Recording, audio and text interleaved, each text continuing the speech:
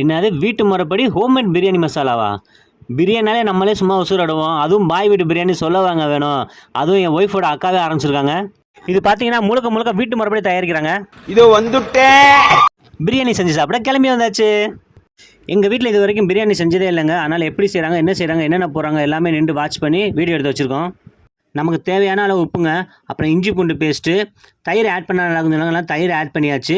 அதுக்கப்புறம் பானுஸ் கிச்சன் பிரியாணி மசாலா. எனக்கு சிக்கன் ரொம்ப பிடிக்கும், அதனால் சிக்கன் ட்ரை பண்ண சொல்லி சிக்கன் பிரியாணிக்கு பண்ண போகிறோம். இது தண்ணி தாங்க பார்த்து அளவாக ஊற்றணும். பிரியாணிக்கு சீரக சம்பா பாஸ்மதி நல்லாயிருக்கும். ஆனால் எனக்கு பாஸ்மதி சாப்பிட முடிச்சுன்னா பாஸ்மதி வாங்கியாச்சு. அவ்வளோதாங்க, அரிசியை போட்டது சூப்பராக சுவையான பிரியாணி ரெடி.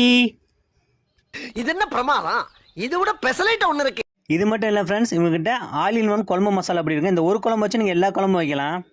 பாப்பா கையில் தான் வாங்கினா ஆசைப்பட்டாங்க, ஆசைப்பட்டுட்டே நாங்கள் வாங்கிட்டோம். நீங்களும்